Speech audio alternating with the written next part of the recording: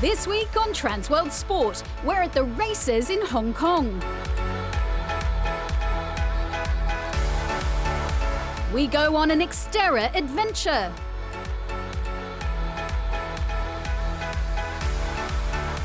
Always championing the unusual, we discover the urban axe throwing scene. And we find out who is crowned the DTM 2020 champion.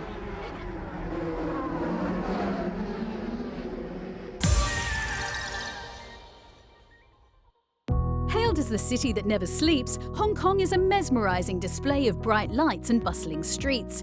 Once a year, the Longines International Jockeys Championship comes to town.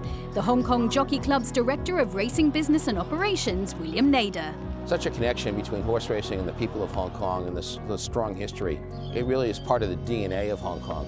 When you look at other sporting events that take place in Hong Kong, there's nothing that really compares to horse racing. Horse racing is there from September to mid-July, and nothing else can compare to it.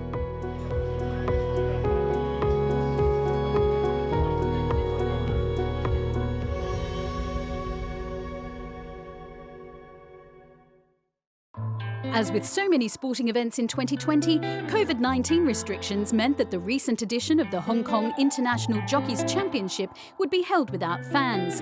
The prestigious event, staged at Happy Valley Racecourse, consists of 4 highly competitive races, featuring elite jockeys from around the world. Good luck to all. Longines International Jockey Championship about to get underway. They're racing in the first leg. Slow from the start was Packing Champion and also Young Victory. First away, Gouten of Garrow with Very Sweet Orange. Winner's Heart right there, and Happy Good Guys over on the outside.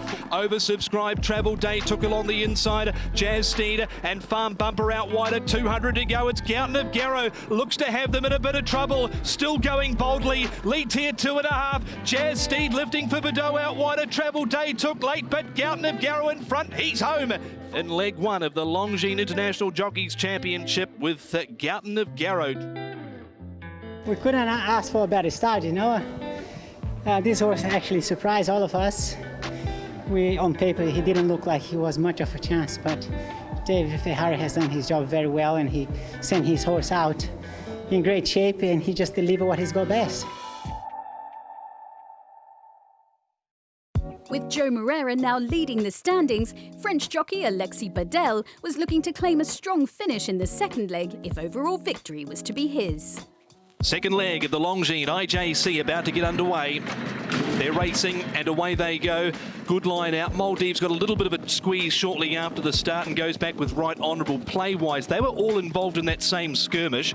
Now out wider Anonyma going forward. Lady First being roused up. Thunderstomp and Gallant Crown. They're the first 4 as they charge the first turn. Followed there by Fearless Fire, Regency Master on the outside.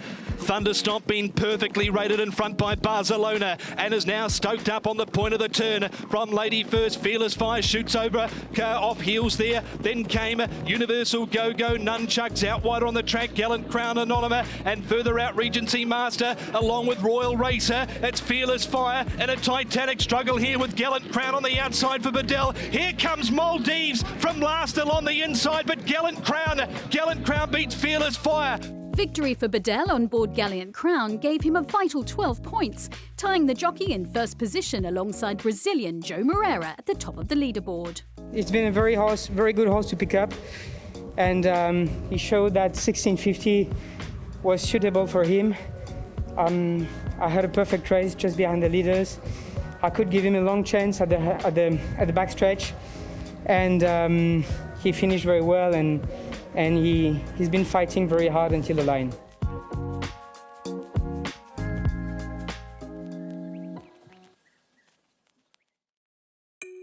And it wasn't long before the jockeys were booting up once more to tackle the third leg of the IJC at Happy Valley. So stand by for action. Third leg of the Longines Internationals Jockeys Championship. Tony Speechley, the starter, looks across the field. The all clear is there. They're racing now. Away they go. Hang's Decision. Very awkward away for Badel from the start. Reared up and missed it by 4 or 5. The leader is Lightning Steed, bowling along nicely. Under pressure now is Sunny Lad. Waiting on the inside is Smiling City. Joe needs an out. The horse is really travelling. On the outside, Gift of Lifeline. Smiling City's in for the count. Helene Wisdom, Star Surrealism, Sabaquin. But down to the post, Gift of Lifeline. Zach Purton wins from Smiling City. As well as 12 points, the win was Australian Zach Purton's 1200th career victory in Hong Kong horse racing. He jumped well, but I had to work hard to hold my spot. But from then on, the tempo was really nice. He travelled really good. But he had to dig deep at the 200, and he did that. I wasn't sure how much my horse had left, but because he normally gets back, and I had him closer, so I wasn't sure if he was going to be able to fight it out, but he did. The fourth and final race of the evening was a two-way battle between Purton and Moreira, who were both tied level in the IJC standings. 2.2, Holly Doyle rides the favourite from gate 6. Tony Speechley, the starter, ready to push the button. Final leg of the IJC, gates are back, they're underway. Wind and Grass, What a Legend, not the quickest away. Homeward bound on the final leg of the IJC, and it is Harmony and Blessed who's moved up for Holly Doyle and taken the lead off Flying Bonus. Then came on the inside, Grateful Heart finishing off out wider, What a Legend. He's storming home, Harmony and Blessed. Holly Doyle throwing everything at him over the final stages. He'll be 2 from 2. Harmony and Blessed for Holly Doyle wins the final race of the IJC. Only the third female rider to compete in the prestigious event, British jockey Holly Doyle became the first woman ever to claim victory at the International Jockeys Championship. Oh, it's absolutely unbelievable. I knew I had a good chance on this horse, but you need a lot of things to go right, but just a huge privilege for Tom and I to have been asked after a great season. It's icing on the cake. With a third place finish in the final leg, Zach Purton claimed overall victory in the 2020 Longines IJC.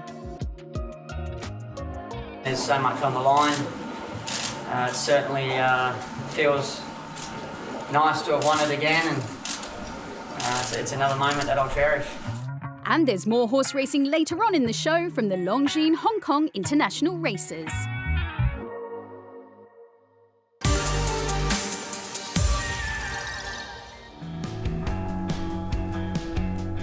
Around the world, in some of the most spectacular settings, endurance athletes have been testing their physical and emotional limits by taking part in Xterra. This Hawaiian-born multi-sport is much more than just a race. It's an adventure like no other.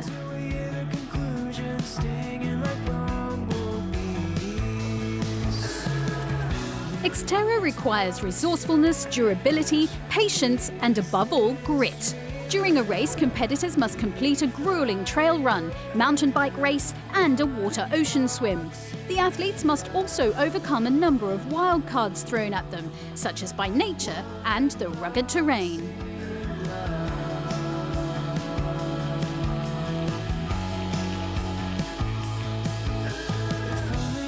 When I think of Xterra, I think of like triathlon amplified. We take your usual swim bike run, we make it more extreme, more hardcore, and add a whole lot of skills into it.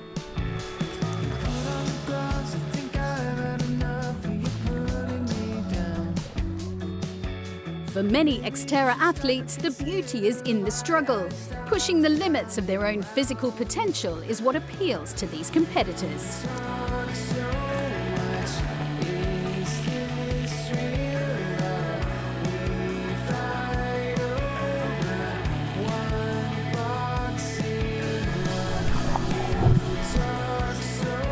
The muddier, the gnarlier, the better.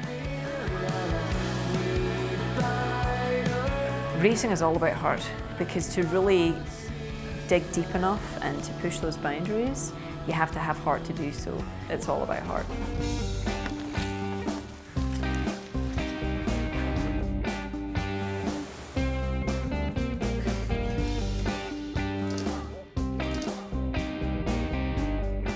Xterra is adventure, is lifestyle of getting out of your comfort zone and enjoying life.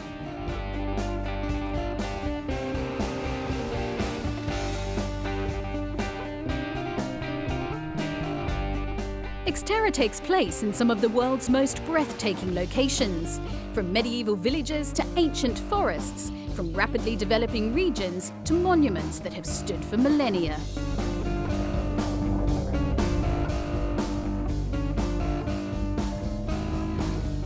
My favorite thing about Xterra overall is I think the ability it gives me to, in my training and in racing, to see parts of the world that I would have never seen on my own, and giving me the opportunity to go off-road and explore the wilderness and the nature that surrounds us.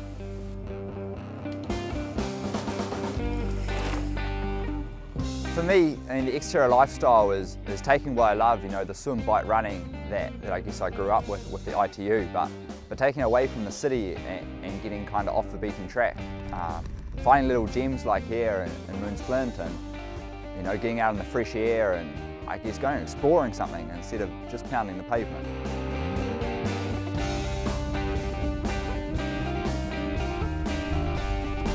One of the other great things about racing Xterra is experiencing the different geographies, the landscape, the cultures in remote places that we would never ever go, places that we've never heard of. So it definitely makes it you know, a really exciting adventure. To travel together with my tribe is the best. We are never so happy that when we are on the move. We use a lot of time traveling together. We were the last, since they are born, we were to South Africa, to Greece, Italy, many places. I really like to experience all of this together with the kids and Hele. I think for them it's a great experience because I think that my kids are not shy, they are not afraid of people, they are quite social. They are not afraid of animals, they like to move into the nature. So I'm pretty proud of them, and so I would like that we keep traveling as much as we do.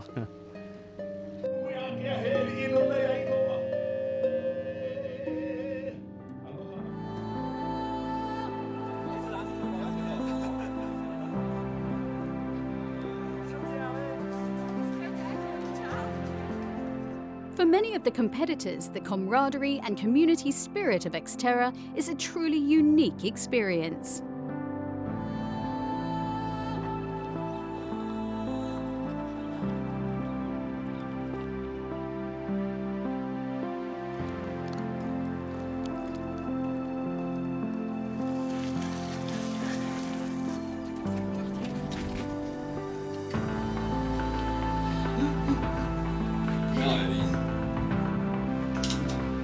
Xterra is a way of life.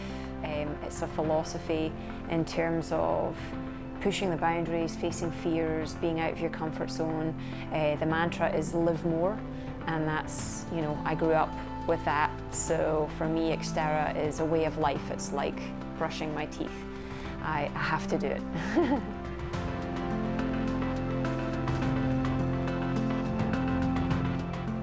Leading Xterra athlete Josiah Midow's motivation derives from his love of the sport, which he shares with his children and his brother and wife, excellent athletes in their own right. It's more of just a feeling of gratitude to be able to do what I do, and I'm so fortunate for that, and I feel like I've finally, you know, I actually have built a career, and that has been my goal, to do something that I love, feel fulfilled from that.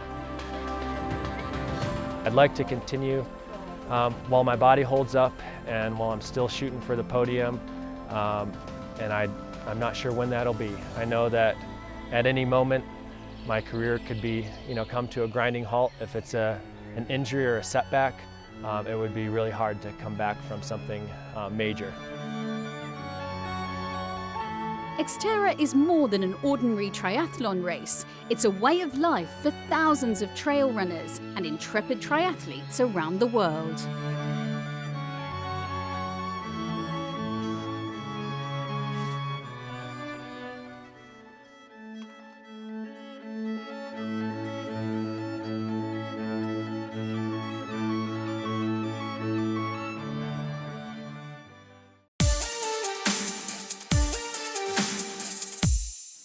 Time now for the Obsidian 2020 Freeride event.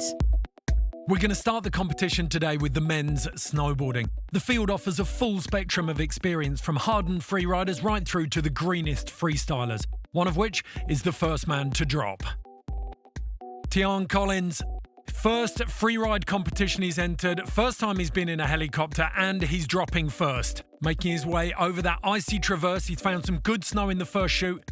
Dropping off that first bench, got a bit of room to work now, and he's looking pretty tidy.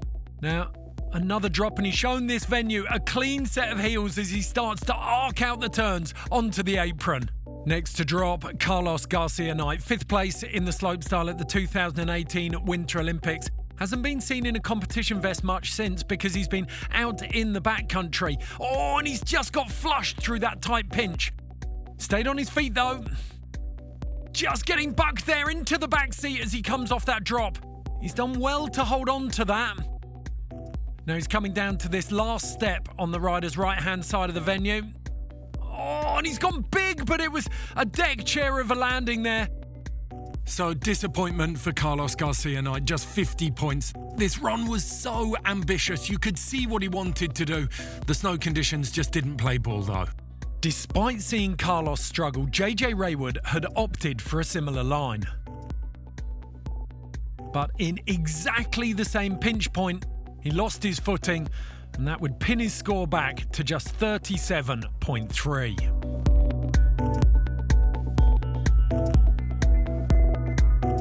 Veteran Will Jackways was also drawn in by the terrain, but was undone by the difficult snow conditions.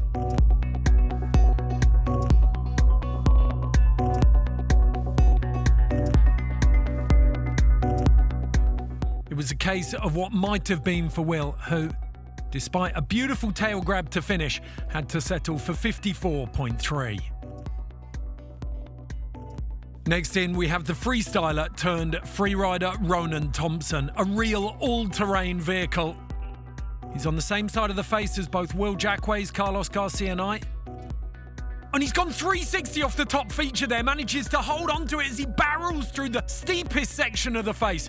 Finds his way into that same pinch, but he's coming at it from the looker's right-hand side. He's threaded it and stayed on his feet and gets a lovely frontside air off that cliff to exit. Now he's back into that icy snow, and he's managed to stay on his feet onto this last drop. He's controlled the speed, a lovely melon grab. Ronan Thompson out onto the apron, and that is going to be a very, very impressive score. The judges giving that a 93. So the dream start for Team Smoothie and their joker. It's a podium sweep for Ronan Thompson and Tian Collins. Team Wells have Will Jackways and Carlos Garcia in the middle of the pack, but a nightmare start for Team Kuzma. Visual inspection is the biggest challenge in elite level freeriding. But in the women's category, there are some heavy hitters who know the game. Claire McGregor had witnessed the snowboard men's fortunes on the rider's right-hand side of the venue and yet still chose the same line. It didn't work out for her. Or Jess Hotter, both of them getting caught out in that same part of the face. Like Carlos Garcia Knight, Zoe Sadowski-Synnott has been spending more and more time in the backcountry. This is her first freeride competition though. So let's see how she gets on. She's creeping up onto the first cliff above the bench, and there's a lovely transition there. She's got Tian Collins' track to use as a guide, and you can see the 3 steps in the face very clearly there as she comes in all just swimming there, managed to hold on to her edge. Clips the corner of that rock drop, puts in a turn, and a clean face with a lovely suitcase method to finish. So back to the top, Janina Kuzma, the last of the women to drop, and she's coming down that rider's left-hand face with some very strong turns to open. You can see the experience oozing out of her here as she makes her way through this little rock garden and onto the first of the steps. Just putting a lovely turn up in the top there. It's the same cliff as Tian Collins and Zoe Sadowski-Synnott. Comes through, but doesn't pull off to her left-hand side. By the looks of it, no. She's coming into this little double here. Pops down through that one and gets another strong turn in as she comes down to the little bottleneck out onto the apron. And that is the strongest line we've seen today. Experience trumps youth. So a lockout for Team Kuzma at the top of the standings. Janina and Zoe Sadowski-Synnott taking first and second. Disappointment for the freeride specialists Jess Hotter and Claire McGregor in third and fourth. Let's head back up to the top now, where Finn Bilous is doing his last-minute inspection. Finn is one of the crossover athletes who could upset the apple cart for the big-name freeriders in the men's skiing. Let's get the last and most hotly contested category underway. So first skier to drop is Jackson Wells, best known as a park skier. First man on skis to land a quad, hops his way in, then just hooks in underneath the rock wall there, and he's setting up close to the chute. It doesn't look like he's going to put a turn in. A straight line from start to finish through that very, very tight pinch, and he burns out onto the apron. They were warned off taking that line. All of the judges and the forerunners told them that there'd been melt freeze on that snow because of the heat radiating off that rock wall, and yet Jackson Wells pulls straight in there. Look at that. He must clock at least 120 kilometers an hour here. Very, very impressive. Jackson Wells with a 67. Next in Nico Porteous, bronze medalist in ski halfpipe in 2018. He's already won the Big Air. Can he leave an impression on the freeride day as well? We've seen a lot of the snowboarders and the female skiers struggling through here, but some quick turns. Very, very good control. He gets across that cliff band, the little rock drop at the top, and he's heading in to the skiers right now. Very tight, compulsory drop chute, and he's done well to get through that. For a freestyle skier, that was a very, very ambitious line, and he's made it look way easier than it was. Very impressive score for Nico Porteous. 79.6.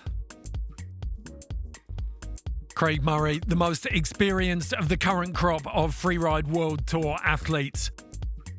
Just coming across the fall line from the summit here. Drops into the very top there, and this is a fairly exposed area. Where was he going there? No one had spotted that line so far.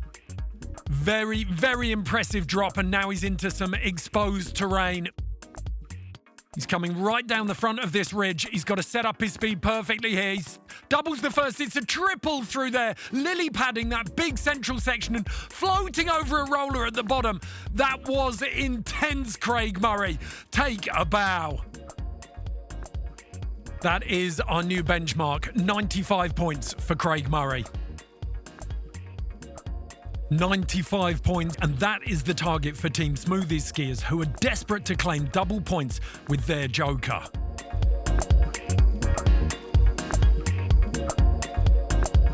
Jamessa Hampton laid down a very strong, clean line.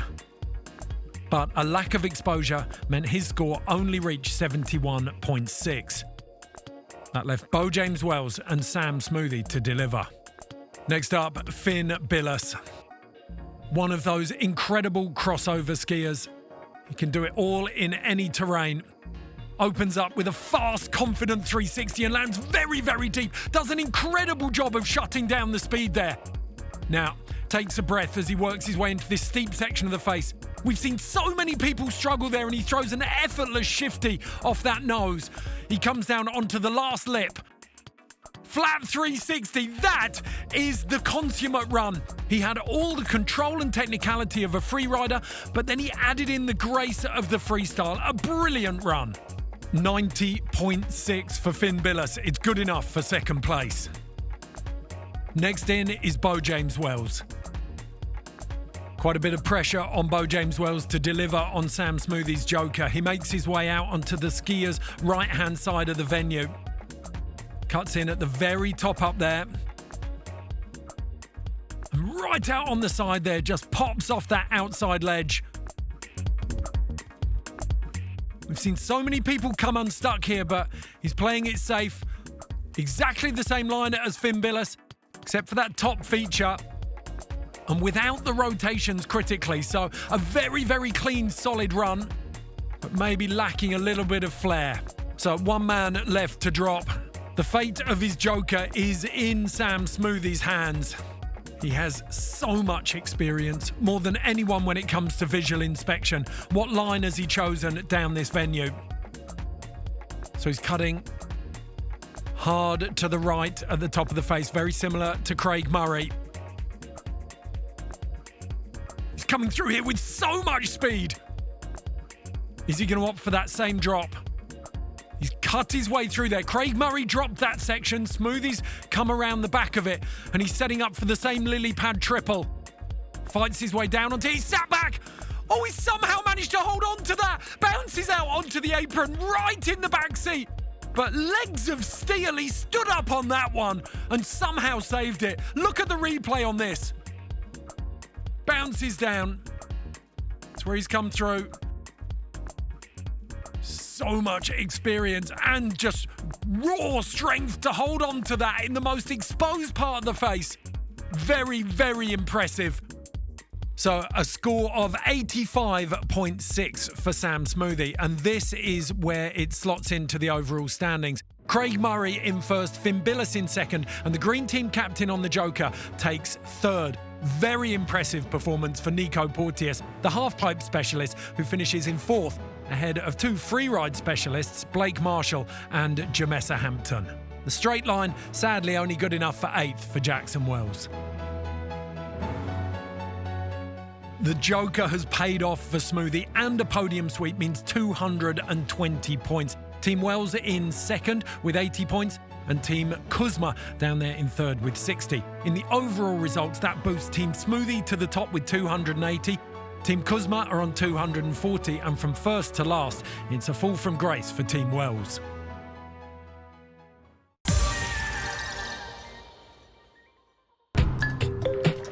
Situated within Africa's Great Rift Valley, Lake Malawi is the world's 9th largest lake. 560 kilometres long and 75 kilometres wide, it contains the greatest variety of fish in any lake in the world.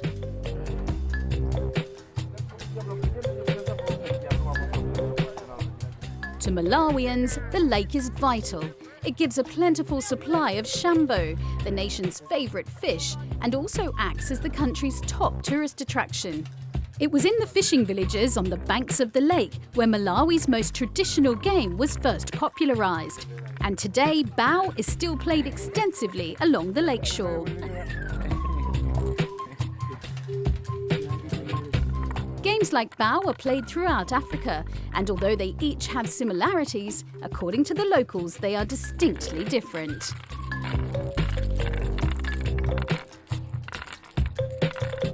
It is a game that was started by our forefathers here in Malawi, and it is part of our culture. And Bao is the best game of this kind in Africa. It started here at the lake. Fishermen started playing this hundreds of years ago when they were waiting for their nets to fill with fish. Today, we all play to pass the time on hot afternoons. But more importantly, playing Bao is a tradition that we are proud to keep. The popularity of Bao in Malawi is currently higher than ever before. Although the game is still primarily a social pastime, there's now a Bao League, with weekly tournaments played on street corners across the country. There are often Bao games that attract large crowds, when two local champions clash for the right to be called the best in the region. The intricate rules of Bao vary somewhat across Malawi, but in essence, the winner is the person who manages to capture the balls, or tokens, from his opponent and place them in their square-shaped store on the board. Mahamadou Osman is the chairman of the Malawi Bao Association. The majority of people used to play Bao just to pass the time, but now more and more people are playing it competitively. And I think it's fantastic, because playing the game helps so much with mental arithmetic. So you'll find guys here who've never been to school, but are able to perform tricky calculations. But overall, Bao is a game that brings friends together, and for that reason alone, Bao is great.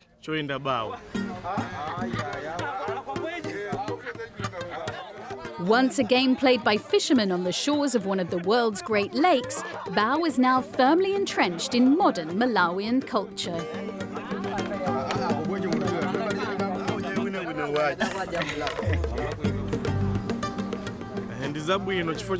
Bao might seem like a trivial game, but to people in Malawi it's very important. Life here is hard. Bao is a form of entertainment that costs us no money, but at the same time, the pleasure that people take from playing it is enormous. You could be having a really bad day. Things at home are often hard. But then meeting up with everyone and playing a game of Bao lets you forget your problems. After just a few minutes, you're sure to be smiling again. And before you know it, it's 9 o'clock in the evening and time to go home. But because of Bao, you go back with a smile on your face.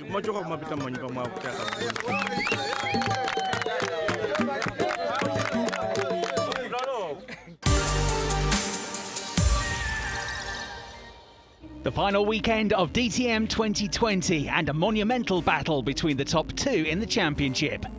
Nico Müller coming out on top to close the gap to the top of the table. From the word go, the pair were rubbing shoulders, Müller getting the better start and forcing his way through at turn 1, sending René Rast out wide. René Rast then trying to get back, the last of the late breakers, down into the hairpin.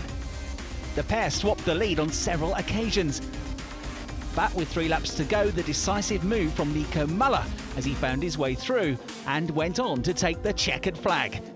And his 6th victory of the season. René Rast in 2nd place and Jamie Green on the podium for the first time since the first weekend of the season. The gap at the top of the table down to just 13 points, with 28 points still available on the final day of the season. The DTM 2020 Championship decider and the points leader René Rast was on pole position after a superb qualifying, but Mike Rockenfeller had also qualified well and got the lead on the run into turn 1. A good start from Nico Müller, 2nd in the championship, saw him progress from 4th up to 3rd place after Jamie Green dropped back, bogging down off the line. So Rockenfeller into the lead, René Rast only needing to finish in the top 5 though, even if Müller won the race to guarantee the title.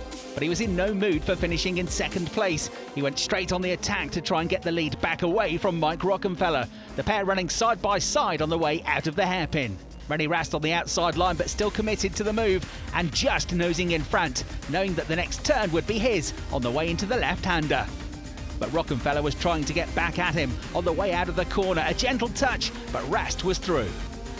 Next it was the turn of Nico Müller, who'd been gradually catching up to Mike Rockenfeller, and then powered past to move around the outside at the Parabolica. And long before they got to the braking zone for the hairpin, he was through and into 2nd place. But it still wouldn't be enough at this rate to claim the title.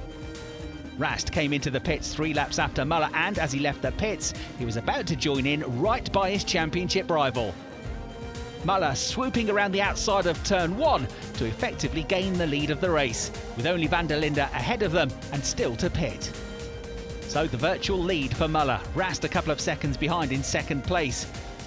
It then became the battle for the overall lead when Sheldon van der Linde made his stop and René Rast came back at Nico Müller and went straight through at the first chance of asking and took the initiative to get the lead of the race. Having started the race with a 16-point championship lead, he was now about to extend that by a further 7 points.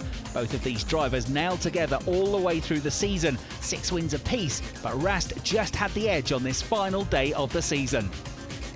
Müller dropping back in 2nd place. Lucas Auer lapped in between them, and then Mike Rockenfeller in a real battle that was developing for the final spot on the podium. Jamie Green, who dropped back to 5th place at one point, was flying at the end of the race and came on the attack. Rockenfeller defended, so around the outside went Green. They were still together through the apex of the hairpin, clipping the curbs, running wide and then contact. Mike Rockenfeller forcing Jamie Green out wide, no option but to go off the track, and he got the place from Rockenfeller, later given a warning for the move. But it was all about one man, an emotional René Rast crossing the line, on top of the car and on top of the world after a terrific season. Nico Müller fighting him all the way through the season, but runner-up for the 2nd time in the championship. Robin Freins finishing the season in 3rd place. René Rast then, the champion of DTM 2020. A superb display of driving.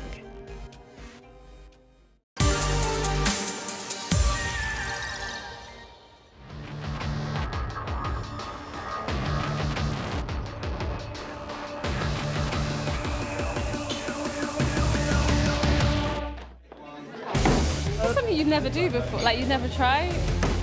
Very primal throwing weapons. It's kind of a bit of a release. Everybody wants to try the new thing, and at the moment axe throwing is it. Competitive axe throwing is the latest craze sweeping the underground sports scene in Great Britain. Conceived in the backyards of Canada, this game originated from lumberjacks slinging axes at wooden planks for fun. Word soon spread and the recreational activity became a tool for bringing communities together. For over 10 years, axe throwing has remained a well-kept secret amongst the Canadians, but not anymore.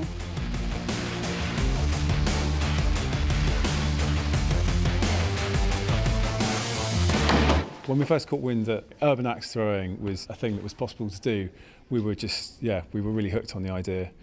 We saw that it was getting big over in Canada and we thought, actually, we need to give this a go. So we set up a target, tried it out ourselves, tried a few different techniques, and the minute we started getting the hang of it and sinking some axes, realised this is amazingly satisfying, like it's really, really fun. Yeah, start getting some customers in and start trying to build a community over here as well. Whistlepunk's Urban Axe Throwing is the first indoor venue to open across the Atlantic. The aim of the game is to plant steel axes within the target zones. A bullseye will get you 5 points, with the outer rings securing 3 and 1 respectively. Hit the top 2 corners and you'll be awarded a maximum 7 points. Competitors go head-to-head with 5 throws each per game, and whoever racks up the most points overall is the winner. Whistlepunk's co-founders Jules Whitehorn and John Nimmons thought that the hip streets of East London would make the perfect home. London, I think, fits the urban requirement of it very well as well. That was actually part of what drew us to it, was that axe throwing is something that you can go out and do in a field, an outdoor centre, or somewhere away from the city. But urban axe throwing is really kind of bring it in, making it a sort of team competitive sport, and an experience that most people don't get in the city. Yet, the duo still paid tribute to the game's traditional roots. Whistlepunk is actually the name for a lumberjack who's just started on his first day. This is back in the day, a long time ago in Canada. And because it was his first day, they wouldn't give him an axe. They'd put him onto the steam engine, which dragged the logs around, and he'd be manning the whistle. So we thought, you know what, that's quite a nice tie-in with what we're doing. And yeah, so Whistlepunks was born. Despite the lumberjack stereotypes, it seems that the key to the game isn't all brawn and muscle. One of the great things about axe throwing is that it's all about skill. So, you know, you'll have massive stacked guys turn up, think they're going to be really good at this, and they just won't get it. And you know, you'll have some quite small women turn up, and they'll be nailing those bullseyes every time.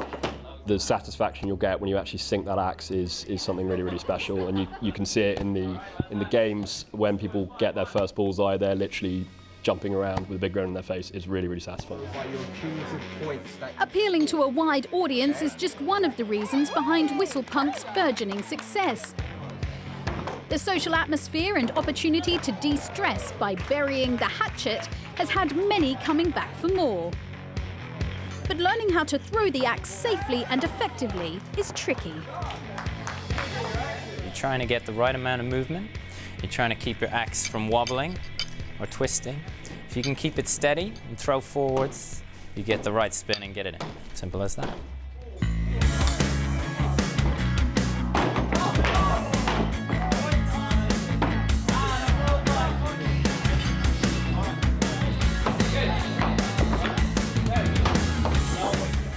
Our goal is to try and bring this to as many places around the UK and beyond as possible.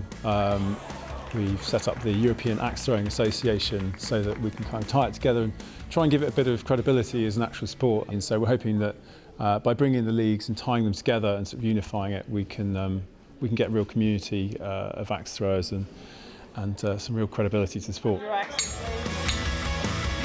Game on. Love to compete in an axe throwing competition. He's so good. I would quite like to play like the Germans or the French at axe throwing. I think that could be pretty cool. Got lumberjack shirts at home and big boots, so yeah, give it a go. We'll see if today goes. Yeah. If we make it to the semi-finals, yeah. Yeah. I've got a higher top score than Jules, so I'm pretty hopeful that I'll beat him in the league as well. Of the 100 people who played on this day, it was George Deegan who came out on top. for me was consistency. Everyone else was getting like bullseyes all the time, but I was just getting kind of hitting it very consistently, so it's good fun. Axe throwing is a game that seems to be hitting the spot.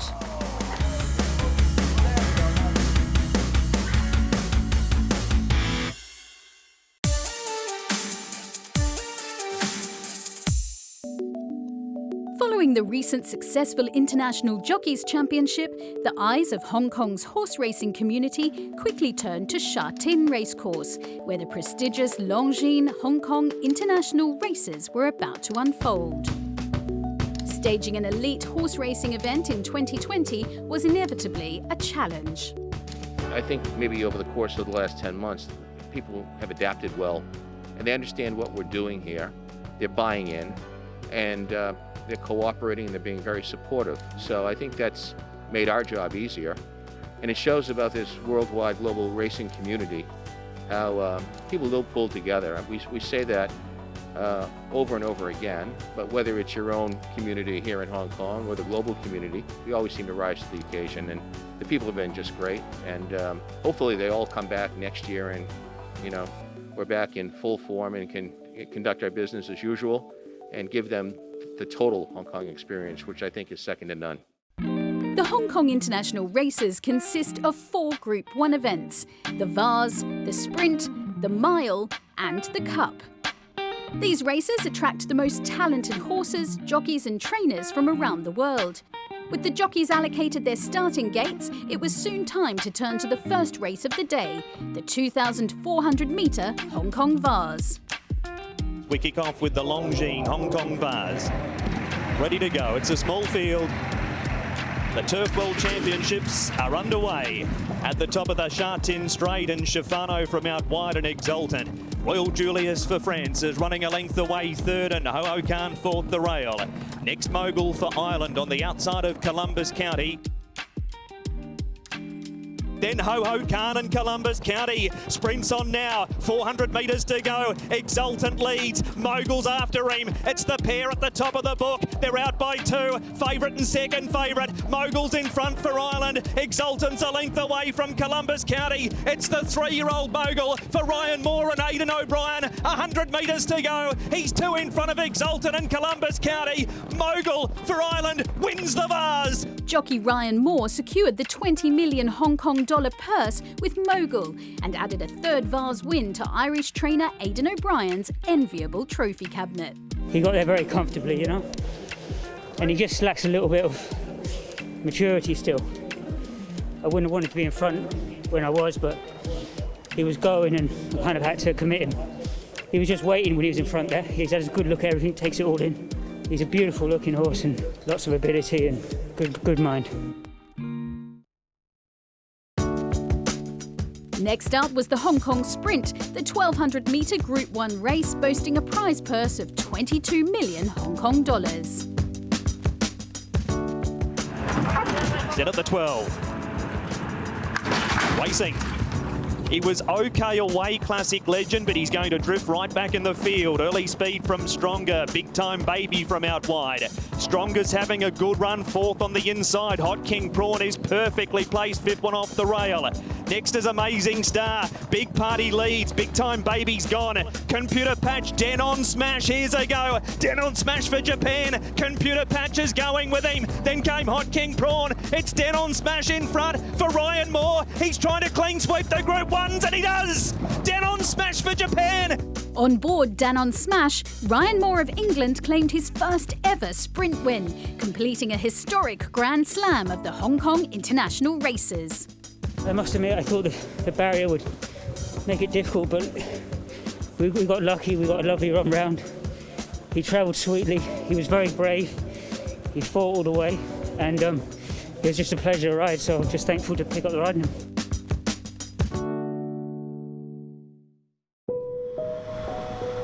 In order to deal with the strain of hosting world-class racing events, the turf of Sha Tin Racecourse requires constant management and care. Paco Ip Pak Chung, executive manager of tracks at the Hong Kong Jockey Club, explains more about it. Different race courses over the world have similar approach, but they have different recipe. And in our climate, because we are located in a subtropical climate, there's no one grass type can grow actively all year round. So we basically have a dual grass system. And in summertime, we have a tropical grass. Moving into the winter, we oversow with cool season grass. That's typically what you find in England or in temperate zone. You can see some of the other lawns in Hong Kong look brown, slow to recover. So we have cool season grass sown onto our summer grass. Then we ensure we have the recovery we want. We have the aesthetics, the green color, and to ensure our racing can be sustained through our winter and early spring period, where a lot of our showcase and important group run races are scheduled. Back to the racing, and it was almost time for the start of the Hong Kong Mile, a 1,600-metre event offering an impressive sum of 25 million Hong Kong dollars to the winner. Ready for the mile. Set in the chute. Racing. All Roman eyes stood there and he missed it by 4 lengths, and Mighty Giant wasn't flash away either. Ka Ying Star's going to take up the lead as he loves to do it. Maya Mars comes over with him. Golden 60, he starts his run up 3 wide. He has 5 lengths to make up from Romanized and Simply Brilliant. Ka Ying Star at Maya Mars. Beauty Generations up at them 3 wide. White Cuckoo, Golden 60 outside of the 5. At Maya Mars leads. White Cuckoo, Golden 60. Beauty Generations going a big race. Golden 60, he's hit the front now. He's half a length on White Cuckoo. He goes full beast mode. He's out by 3, Golden 60. Southern Legend runs on. This equine wrecking ball has demolished another field. Hong Kong-born Vincent Ho stormed to victory on Golden 60, confirming his position as one of Hong Kong's most prominent jockeys. It was a good preparation for him for this race, and it definitely gave him his best today. I'm extremely happy what he achieved, and I'm really grateful to be on him. With a prize purse of 28 million Hong Kong dollars, the most illustrious event of them all was set, the Hong Kong Cup. They're racing, and Scaletti was slow. Might have got a bit of a squeeze up just after the start, so he'll settle last, and Denon Premium and Time Warp. They went past the winning post in spots 1 and 2 from Furore, dropping into a perfect spot 3rd the rail. Denon Premium's half a length away. The fellow Japanese Windbright 3rd from Furore. Magical 5th from Normcore. Dances with Dragon and Scaletti. Denon Premium went past Time Warp. Furore's out now from Windbright. Normcore next from Magical behind them. Denon Premium, 250 to go in the cup. He's a length on Windbright, Furore. Normcore's out wider. Magical still makes ground. Denon Premium, Windbright, Normcore outside the 3. Normcore's run to the front for Zach Purton over Windbright and Magical, and Normcore won the cup. 38-year-old Purton became the first ever rider to secure 9 Longines Hong Kong International Races winners. I knew she had a good chance. We had a lovely gate, so we were going to get our chance, but she was a bit keen in the run. I was worried about that. But she fought well. She had a dig. She showed heart. Obviously now I've won more international races than anyone else, so that just tops it off as well. It's good. The week of racing ended where it began. Victory for Zach Purton and confirmation that, for now at least, he holds the reins as the most successful jockey in the history of Hong Kong international races. That's it for this week. We'll bring you more sport next week. See you then.